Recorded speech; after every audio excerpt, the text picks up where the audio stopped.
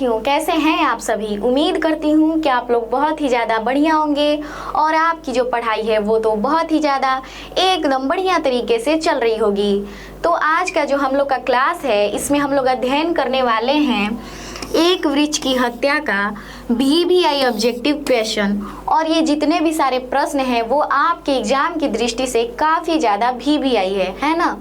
तो चलिए अब बिना देर किए इस क्लास को आगे की ओर बढ़ाते हैं और देखते हैं कि इसमें कैसा कैसा प्रश्न दिया गया है, आखिरकार इसका उत्तर क्या होगा, है ना। तो यहाँ पे देखिए आप लोग का पहला प्रश्न दिया गया है, ठीक है।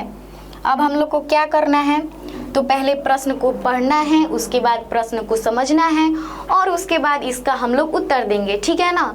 तो आइए पहला प्रश्न पढ़ते हैं कि आखिरकार पहला प्रश्न क्या कह रहा है, ठीक है ना। तो देखिए पहला प्रश्न दिया है, एक वृक्ष की हत्या में कवि शहर को किससे बचाने की बात करते हैं, ठीक है ना। कहा गया है कि जो एक वृक्ष की हत्या जो कविता है ना, इसके जो कवि जी हैं आखिरकार शहर को, ठीक है ना, शहर को किससे बचाने की बात करते हैं, ठीक है। ऑप्शन दिया गया है लुटेरों से, देश के दुश्मनों से, नादिरों से या फिर इनमें से कोई नहीं। इन चारों में से आखिरकार राइट आंसर क्या होगा। तो मैं आप लोग को बता दूं कि इसका राइट आंसर होगा ऑप्शन नंबर सी, यानी कि नादिरों से। कवि जी क्या कहते हैं जी, शहर को किससे बचाना है, तो नादिरों से बचाना है ना। किससे बचाना है जी, नादिरों से, ठीक है। इसलिए इसका राइट आंसर क्या होगा, सी नंबर होगा, है ना। अगला देखते हैं, अगला प्रश्न, ठीक है। अगला दिया है, एक वृक्ष की हत्या कविता किस काव्य संग्रह से संकलित है। ऑप्शन दिया गया है दीपशिखा, ग्राम्या, इन दिनों या फिर चिंता। इन चारों में से क्या होगा, तो आप लोग कहेंगे इसका राइट आंसर होगा सी नंबर। क्या होगा जी, सी नंबर, इन दिनों से। यानी कि ये जो कविता है कहाँ से संकलित है, तो ये कविता संकलित है इन दिनों से, ठीक है। किससे संकलित है, इन दिनों से, है ना। एकदम माइंड पे इसको बैठा लीजिएगा, ठीक है ना। अब देखिए, दूर से ही ललकारता कौन, मैं जवाब देता दोस्त। पंक्ति किस पाठ से है, यानी कि ये जो पंक्ति बोला गया है आखिरकार किस पाठ से ये संकलित है, ठीक है ना। ऑप्शन दिया गया है एक वृक्ष की हत्या, स्वदेशी, भारत माता या फिर हमारी नींद। तो आप लोग कहेंगे ये भी कोई पूछने वाला बात है ना। ये भी कोई पूछने वाला बात है जी। इसका राइट आंसर ए नंबर होगा। क्या होगा, ए नंबर। एक वृक्ष की हत्या से ये पंक्ति संकलित है। कहाँ से ये पंक्ति ली गई है, तो एक वृक्ष की हत्या से लिया गया है, ठीक है ना। देखिए अगला दिया गया है, एक वृक्ष की हत्या शीर्षक कविता में वृक्ष की सूखी डाली किसकी तरह थी, ठीक है ना। पूछा गया है कि जो एक वृक्ष की हत्या जो कविता है, ठीक है ना, ध्यान में रखिएगा ये कविता है, कहानी नहीं है ना, क्योंकि अभी हम लोग कविता का अध्ययन कर रहे हैं, ठीक है ना। तो पूछा है कि ये जो वृक्ष है ना, वृक्ष, इसमें जो इसकी सूखी डाल है वो किसकी तरह है, कैसा लग रहा है। यानी कि कवि जी किसकी तरह बताए हैं, है ना। बीमार आदमी की तरह, राइफिल की तरह, कमज़ोर आदमी की तरह या फिर थके हुए आदमी की तरह। तो ये जो इसका जो सूखा डाल है ना, बिल्कुल एकदम राइफिल की तरह लग रहा है, ठीक है ना। किसकी तरह जी, राइफिल की तरह, है ना। इसलिए इसका राइट आंसर क्या होगा, तो बी नंबर होगा, राइफिल की तरह, ठीक है।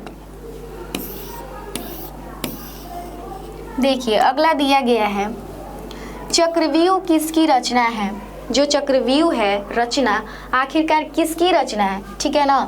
दिया गया है अनामिका की, वीरेन डंगवाल की, सुमित्रा नंदन पंत की या फिर कुंवर नारायण की।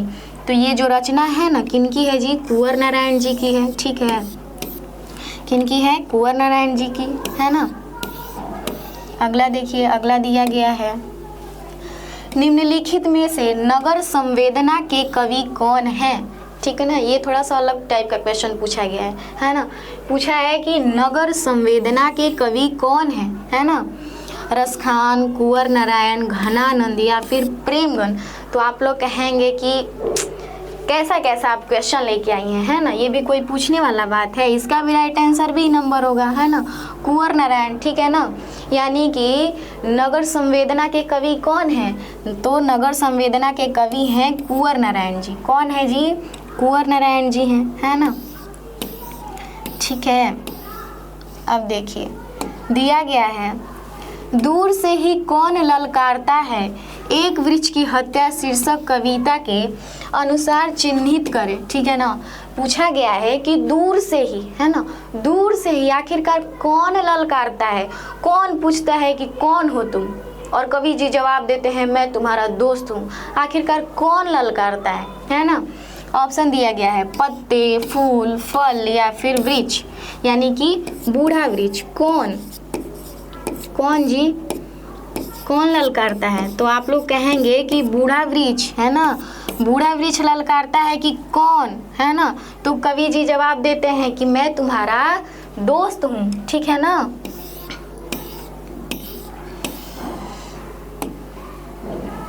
एक वृक्ष की हत्या शीर्षक कविता में कौन हमेशा चौकन्ना रहता था।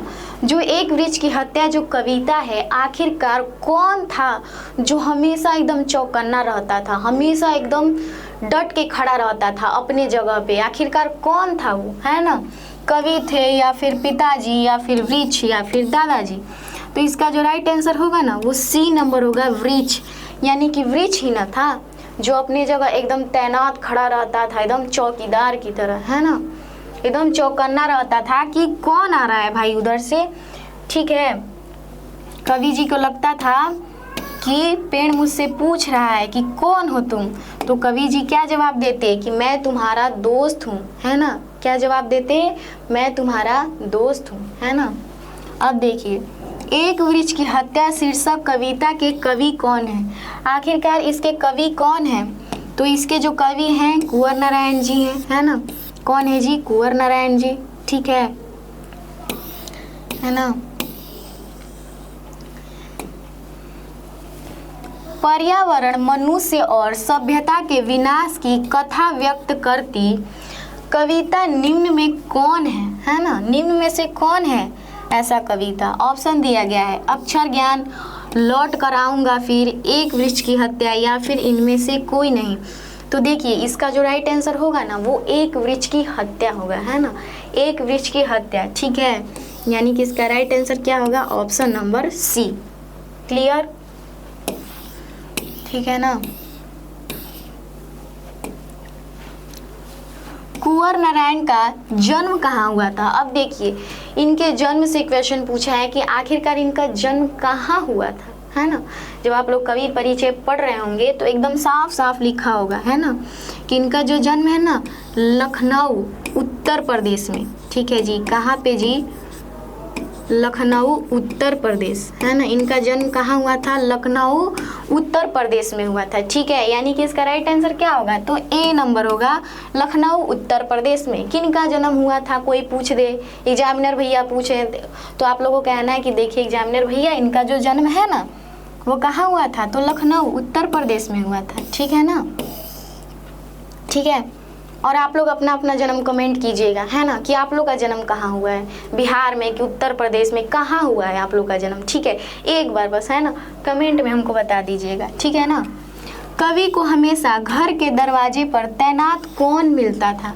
कवि जी को घर के दरवाजे पर हमेशा तैनात कौन मिलता था जी, कौन था वो, सिपाही था या फिर बूढ़ा वृक्ष या फिर नौकर या फिर बूढ़ा आदमी, कौन था।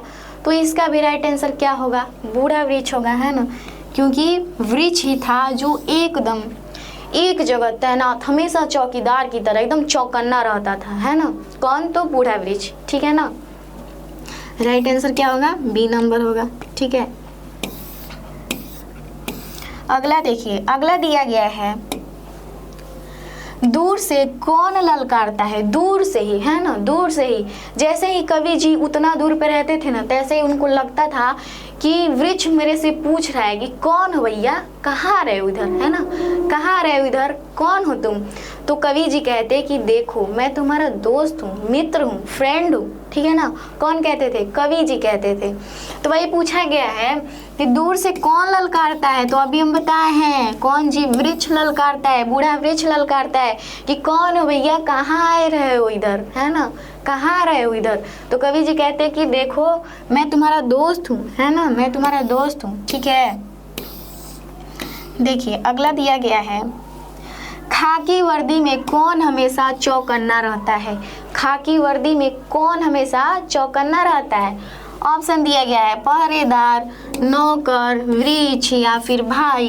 तो इसका भी राइट आंसर क्या होगा जी? तो वृक्ष होगा, क्योंकि वृक्ष जो है ना बहुत अच्छा था, बहुत अच्छा।